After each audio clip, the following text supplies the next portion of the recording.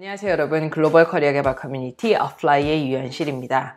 올해는 제가 조금 새로운 코너를 기획을 해봤어요. 어플라이를 구독해주신 많은 분들께서 이 커리어 방향을 정하는 게 굉장히 힘들다고 제게 말씀을 해주셨기 때문에 여러분들이 다양한 커리어를 탐색해보고 결정하시는 데 도움이 될 수 있도록 지금 해외에 계신 다양한 분들은 어떤 커리어를 가지고 계신지, 그리고 그 일은 도대체 어떤 일을 하는 곳인지, 어떤 백그라운드를 가진 사람들이 도전해 볼 만한지, 앞으로 전망은 어떤지 등에 대해서 여러분들께 소개를 시켜드리려고 해요. 그 첫 번째 순서로는요, 바로 Employer Branding이라는 그 분야를 소개를 시켜드릴 건데요. 지금 현재 홍콩에 베이스를 둔 프랑스계 다국적 기업에서 글로벌 Employer Branding을 총괄하고 계신 이연준 님을 모시고 이 직업에 대해서 한번 깊게 알아보도록 하겠습니다. 자, 그럼 시작해 볼게요.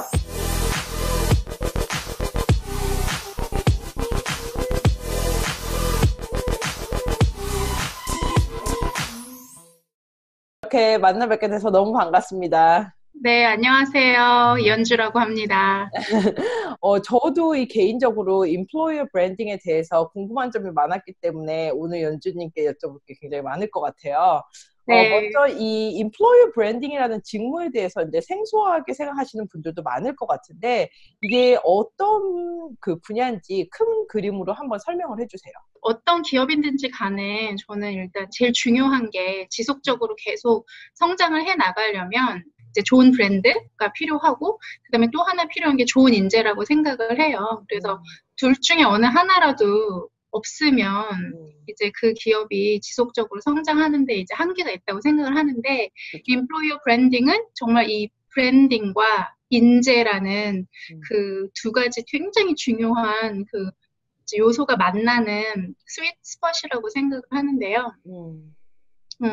결국은 굉장히 마케팅이랑 어떻게 보면 비슷해요. 근데 이제 마케팅 팀에서 하는 일은 브랜딩을 통해서 이제 뭐 제품이나 서비스를 고객에게 판매를 하는 게 목적이라면, 인플로이어 브랜딩 팀은 브랜딩을 통해서 이제 회사를 이제 파는 거죠. 그래서 좋은 기업으로 포지셔닝을 해서 좋은 인재가 회사에 입사를 하고 또 지속적으로 일을 할 수 있도록 도와주는 거를 목표로 삼고 있고요. 그래서 예전에는 이제 채용하시는 분들이 빈자리 있으면 이렇게 공고 올리고 이렇게 이력서 오면 이제 리뷰하시고 채용을 진행을 했다면, 지금은 그게 아니라 나가서 이렇게 좀 더 프로액티브하게 좋은 인재를 찾는 방향으로 방향이 이제 바뀌고 있는 추세예요. 그래서 이런 것 때문에 인플로이어 브랜딩이 이제 점점 더 중요해지고 있다고 생각을 합니다. 근데 이제 되게 조금 이제 막 커 나가고 있는 분야 중에 하나잖아요. 네. 이전에서는 HR의 한 일부였고 사람들이 거기에 대해서 크게 생각하지 않았는데, 이제 여기에 대한 중요성이 점점 확 커져서 미국에서 이제 막 퍼지고 있는 분야인데, 이제 조금 더 자세한 것에 대해서 알고 싶어요. 막상 이 인플로이 브랜딩 그 팀에 들어가게 되면은 네. 구체적으로 하는 일은 뭐가 있나요? 업무를 얘기를 하기 전에, 그러니까 보통 커스터머 전이라고 많이 얘기를 하잖아요. 마케팅에 있어서 이제 고객이 브랜드를 인지를 하게 되고 그 브랜드나 제품에 대해서 이제 관심을 갖기 시작하고, 그다음에 이거를 뭐 사볼까?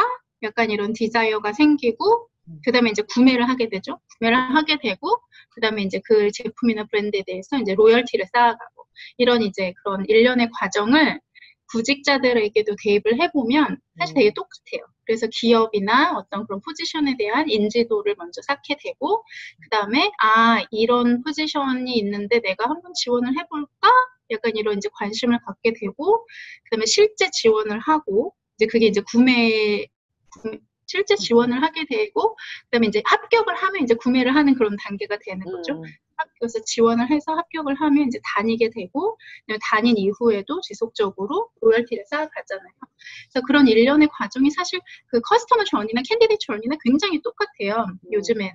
그래서 인플로이어 브랜딩 팀이 하는 일은 인플로이 밸류 프로포지션이라는, 내가 당신이 우리 회사에 조인을 해야 되는 이유가 뭔가, 그리고 조인을 한 이후에 계속 우리 회사에 스테이를 해야 되는 이유가 뭔가, 그걸 이제 EVP라고 하거든요. Employee Value Proposition.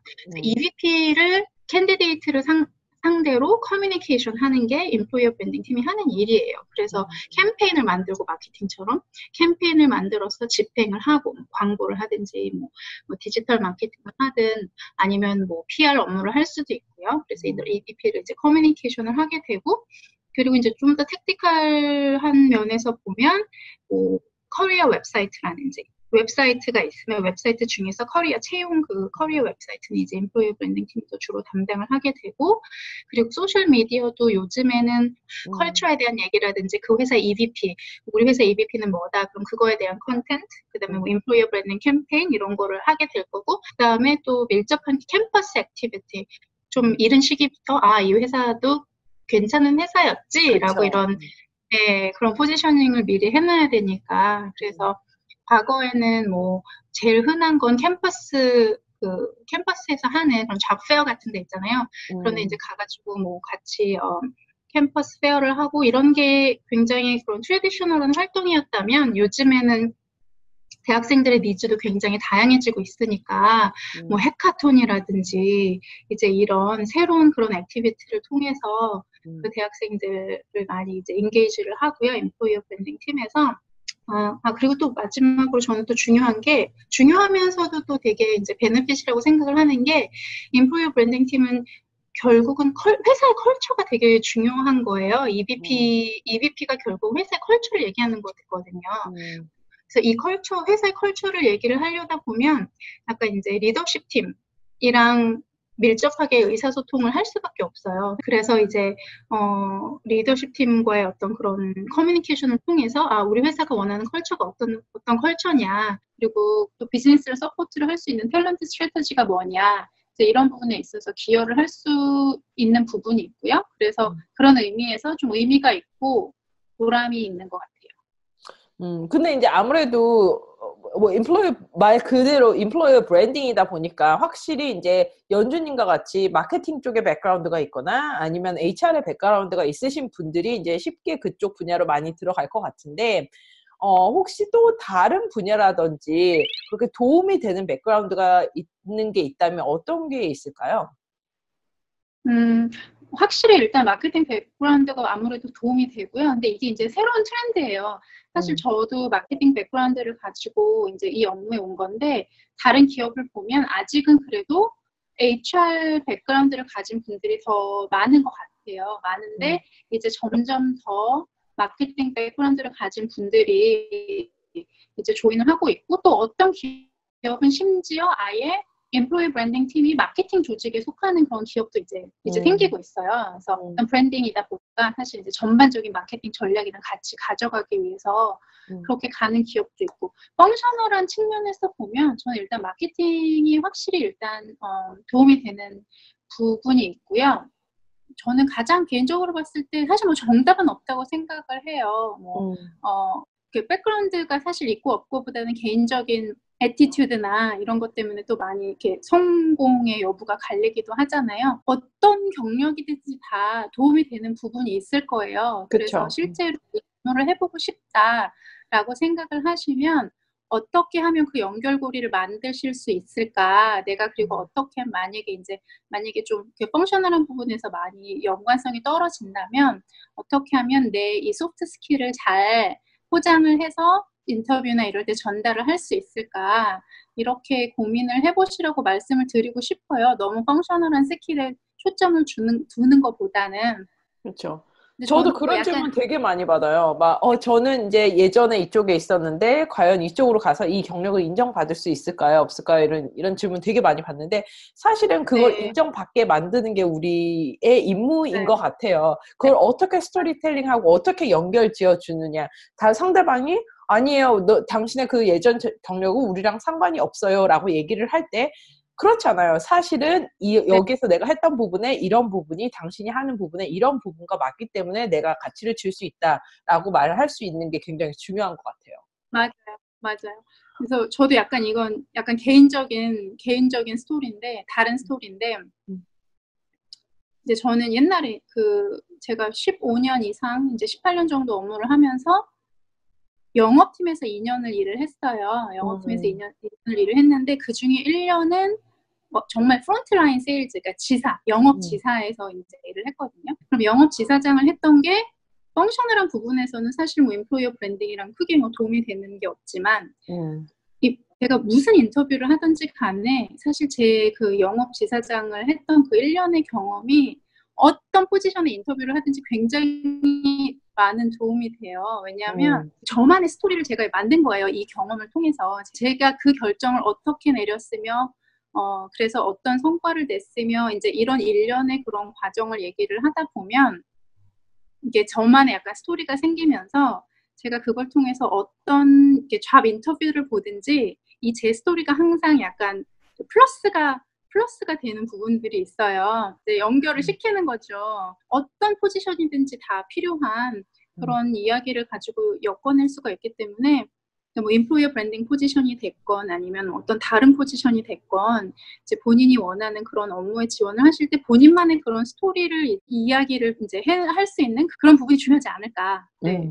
그쵸. 펑셔널한 거는 그 다음인 것 같아요, 저는. 그건 물론 약간 베이직한 거고, 난 배울 수 있는 능력이 있는 사람이다, 결국은. 그게 정말 중요한 것 같아요. 어쨌든 트렌드는 계속 바뀌고, 우리가 흡수해야 하는 지식은 계속 들어오는 거니까, 사실 옛날에 어떤 거를 가지고 있었다가, 이거를 계속 흡수할 수 있는 사람이다랑 크게 그렇죠. 관련되지 않을 수가 있으니까요. 이제 제 마지막 질문이 될 것 같은데요. 이제 연주님이 그 링크드인에다가 쓴 아티클을 사실은 보고 이제 연주님에 대해서 나중에 한번 같이 얘기해봐야 되겠다 그런 생각을 하게 됐거든요. 그게 Marrying HR and Marketing이라는 그 아티클이었는데 사실은 이제 바깥에서 봤을 때랑 실제로 안에 들어갔을 때 조금 달랐던 점도 많았을 것 같아요. 그 중에서 이제 혹시 공유해주고 싶은 거, 이거는 내가 했던 환상이 있었는데 이거는 사실과 달랐다라는 게 있다면 어떤 게 있을까요? 그러니까 사실 이게 약간 새로운 분야다 보니까 저희 회사에서도 기존에 이 업무를 하시던 분은 인사부 쪽에 이제 계속 계시던 분이었어요. 그리고 제가 처음으로 인사부 쪽의 경력은 눈꼽만큼도 없는 사람이 와서 이제 업무를 하게 된 건데 저는 이제 개인적으로 정말 이게 되게 마케팅과 HR이 만나는 궁합이 짝짝 맞는 그런 업무라고 생각을 했는데 사실 이제 그걸 모든 사람이 공감하지는 않는 거죠. 어떤 사람이 생각을 했을 때는 이거는 전통적으로 HR에서 하던 일인데 왜 HR은 아무것도 모르는 애가 와가지고 하는 게 맞나? 이제 이렇게 보시는 분들도 있고요. 아니면 반대로 마케팅을 하시는 분들 입장에서는 이건 HR이니까 왜 HR을 가지고 나한테 자꾸 와서 얘기를 하세요. 뭐 이렇게 될 수도 있고. 그래서 그런 어떤 이제 내부적인 이해도가 약간 새로운 좀 분야다 보니까 제가 생각하는 것만큼 아직은 높지는 않았었어요. 그래서 이제 양쪽으로 다 인사부에 계신 분들한테는 왜 마케팅의 어떤 그런 그 마케팅적인 스핀이 왜 필요한지 내부적인 그런 이해도를 많이 높이는 게 필요했었고요. 또 마케팅은 또 반대로 왜 HR 업무가 마케팅 업무와 왜 밀접하게 가야만 하는지, 왜 이게 비즈니스에 도움이 되는 건지 결국은 우리 고객한테 왜 도움이 되는 건지 그런 것들을 좀 더 같이 한 팀으로 이렇게 이루어가는 그런 과정. 그게 이제 첫 해에 제가 이 업무를 맡았을 때 가장 중요하게 생각했던 업무였어요.